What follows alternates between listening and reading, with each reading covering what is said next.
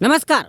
प्रवासाला तर निघालात, मस्त आनंदात निघालात, सुखात निघालात, मस्त कपडे नवे घातलेत, सोबत मोबाईलही घेतलेत, जेवण्या खाण्याचे सामानही घेतलं, सर्व काय घेतलं, परंतु गाडी चेकिंग केली नाही,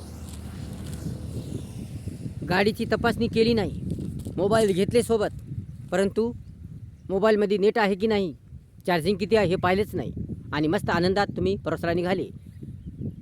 परंतु अचानक गाडी बंद पडली आणि तिथंच अडकून पडली. अशा वेळेस तुम्ही काय करणार, काय करता अशा वेळेस? चार्जिंगही लेकरांनी गेम खेळून खेळून संपून टाकली. जेवढी चार्जिंग होती 20-30% चार्जिंग होती, ती लेकरांनी गेम खेळून खेळून खेळून तुम्ही लेकरांनी चार्जिंग संपून टाकली. दोन्ही मोबाईलमधली चार्जिंग संपून गेली. तुम्ही लेकराला मोबाईल देता, तुमचा लाड, लेकरं काहीच करत नाहीत, गेम खेळतात. गेम खेळण्यात जास्त चार्जिंग संपती, लवकर संपती, सगळी चार्जिंग संपून गेली.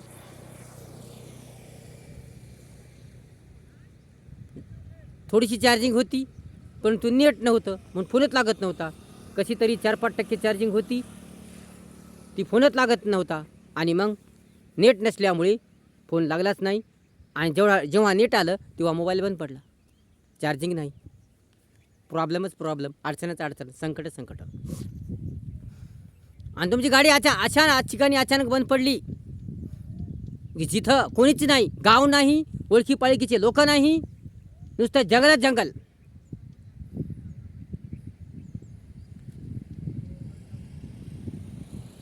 कारण तुम्ही गाडी चेक केली नाही. तुम्हाला वाटलं गाडी चांगलीच असणार,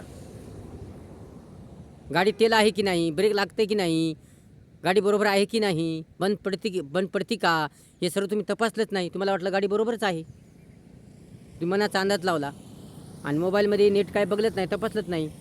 होती तेवढी चार्जिंग लेकरांनी गेम खेळू खेळू संपून टाकली. पण तुम्ही दक्षता घेतली नाही, आपल्याला चार्जिंग लागते, लेकराच्या हातात मोबाईल देऊ नये, त्यांना गेम खेळायला देऊ नये, आपल्याजवळ मोबाईल ठेवावा. त्या चार्जिंग लागते, प्रवासाला चाललो आपण, लांब प्रवासाला चाललो, मोबाईल आपल्याला गरज लागतेच.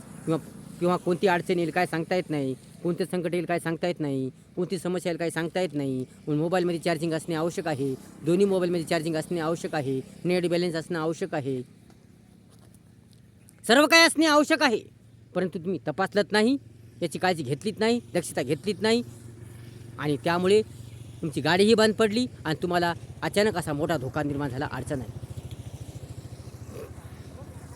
आणि अशा आडराणी गाडी तुमची बंद पडली जिथं कोणीच नाही, जंगलात गाडी बंद पडली तुमची. एकतर प्राण्याची भीती, चोराची भीती, दुष्ट लोकांची भीती, वाईट लोकांची भीती, सर्वच गोष्टीची भीती.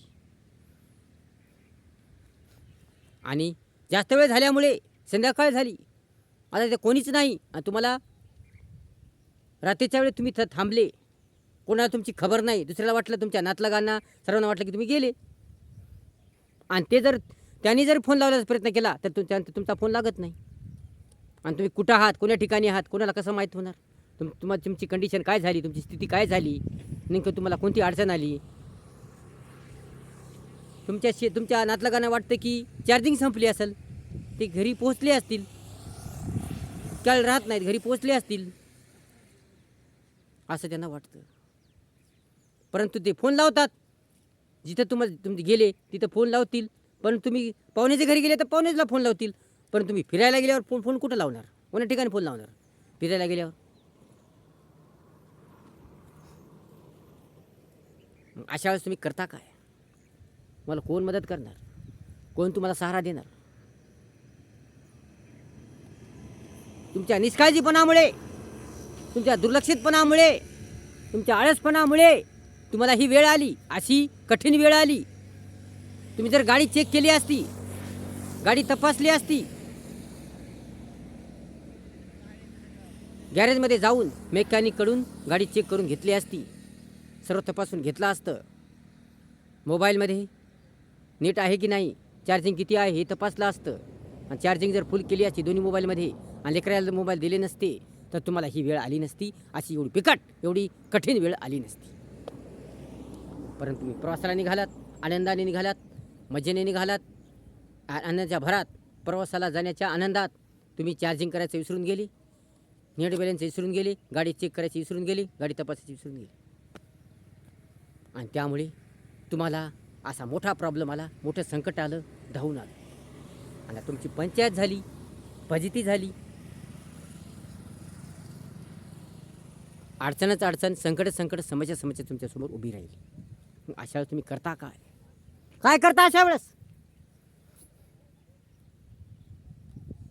म्हणून लक्षात ठेवा, ध्यानात ठेवा, मनात ठेवा.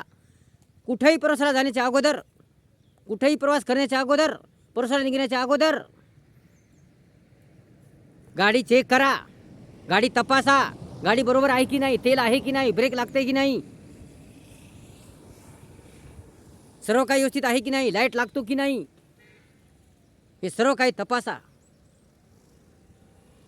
गॅरेजमध्ये जाऊन मेकॅनिककडे जाऊन गाडीची दुरुस्ती करा, तपासा. आणि मेकॅनिक जेव्हा म्हणेल गाडी व्यवस्थित आहे, बरोबर आहे, चांगली आहे, खात्री झाल्यानंतर, विश्वास पटल्यानंतर तुम्ही प्रवासाला जा. तसेच मोबाईलमध्ये चार्जिंग आहे की नाही पहा, मोबाईलमध्ये फुल चार्जिंग आहे की नाही पहा, नेट बॅलन्स आहे की नाही पहा, सर्व काही पहा. आणि त्यानंतर तुम्ही लेकराला मोबाईल देऊ नका. काळजी घ्या, सतर्क राहा, ध्यानात घ्या. कधी बी सावधानता ठेवायची, कधी बी सतर्कतापणा ठेवायचा. सावधानता ठेवून, सतर्कपणा ठेवून, काळजी घेऊन, दक्षता घेऊन प्रवासाला निघायचं. पसरा उठलं की सुटलं असं नाही जायचं. प्रवास हा सुखाचाही असतो, दुःखाचाही असतो, संकटाचाही असतो, धोक्याचाही असतो. परंतु काळजी घेऊन, सर्व सतर्क राहून, सावधानता ठेवून व्यवस्थित पद्धतशीर प्रवासाला निघालं तर प्रवास सुखाचा होतो. परंतु काही तपासलं नाही, काही चेक केलं नाही, काहीच बघलं नाही, सरळ प्रवासाला निघाली तर प्रवास दुःखाचा होतो. म्हणून प्रवासाला जाताना सुद्धा काळजी घेणे आवश्यक आहे, जबाबदार राहणे आवश्यक आहे, चेक करणे आवश्यक आहे, गाडी चेक करणे आवश्यक आहे, गाडी चेक करणे आवश्यक आहे, मोबाईल चेक करणे आवश्यक आहे, सर्व गोष्टीची काळजी घेणे आवश्यक आहे, सर्व बाबीची काळजी घेणे आवश्यक आहे. म्हणून गाडी चेक करा, गाडीची तपासणी करा. प्रवासाला निघण्याच्या अगोदर, प्रवासाला जाण्याच्या अगोदर गाडी चेक करा, गाडीची तपासणी करा. सतर्क राहा, सावधान राहा. कधी कोणतं संकट येईल, कधी कोणती अडचण येईल, कधी कोणती समस्या येईल, परिस्थिती कशी येईल, स्थिती कशी येईल, काही सांगता येत नाही. पुढे काय घडेल काही सांगता येत नाही. केव्हा कोणतं संकट येईल काही सांगता येत नाही. म्हणून नेहमी सतर्क राहणे, सावधान राहणे, काळजी घेणे, दक्षता घेणे आवश्यक आहे, गरजेचं आहे. म्हणून बेसावध राहू नका, बेजबाबदारपणे वागू नका, व्यवस्थित वागा, पद्धतशीर वागा. कारण तुमच्यासोबत परिवार असतो. प्रवासाला निघण्यापूर्वी तुमच्यासोबत परिवार असतो, लेकरं बाळा असतात. आणि अचानक जर गाडी कुठेही बंद पडली तर तुम्हाला अडचणी समस्यांना तोंड द्यावं लागतं. तेव्हा चोराची भीती असते, दुष्ट लोकांची भीती असते, सर्व लोकांची भीती असते. गाडी कुठं बंद पडेल काही सांगता येत नाही. ते साधन आहे, ते काय आहे, निर्जीव वस्तू आहे, ते एक इंजिन असतं. गाडी काय म्हणजे काय जीव नसतो, काय नसतो, म्हणजे गाडी केव्हाही बंद पडू शकते. म्हणून काळजी घ्या, दक्षता घ्या, व्यवस्थितपणा ठेवा, पद्धतशीरपणा ठेवा. आणि प्रवासाला घेण्याच्या अगोदर गाडी चेक करा, तपासा. तरच तुमचा प्रवास सुखाचा होईल, आनंदाचा होईल, मस्त होईल, छान होईल. गाडी दिसायला चांगली दिसती, कुठं तुम्हाला समस्या दिसत नाही, अडचण दिसत नाही. परंतु जेवढं मेकॅनिकला कळतं तेवढं तुम्हाला कळत नाही. म्हणून गाडी मेकॅनिकला दाखवा. जेव्हा मेकॅनिक म्हणेल गाडी बरोबर आहे, गाडी चांगली आहे, गाडी व्यवस्थित आहे, तुम्ही जाऊ शकता, प्रवास करू शकता, प्रवास चांगला करू शकता, तेव्हा तुम्ही प्रवासाला निघा. आणि तेव्हा तुमची सुरक्षितता होईल, तुमचा प्रवास सुखाचा होईल, आनंदाचा होईल, मजेदार होईल, छान होईल, सुंदर होईल. परंतु गाडी न चेक करता, मोबाईल न चेक करता तुम्ही जर प्रवासाला निघाले तर तुम्हाला अडचण येईल, समस्या येईल. आणि तेव्हा तुम्हाला पश्चाताप होईल. परंतु अशी पश्चातापाची वेळ येऊ देऊ नका. यासाठी गाडीची चेकिंग करा, गाडीची तपासणी करा, गाडी बरोबर आहे की नाही ती पहा आणि नंतरच प्रवासाला निघा. तर तुमचा प्रवास सुखाचा होईल, आनंदाचा होईल, मजेदार होईल, छान होईल.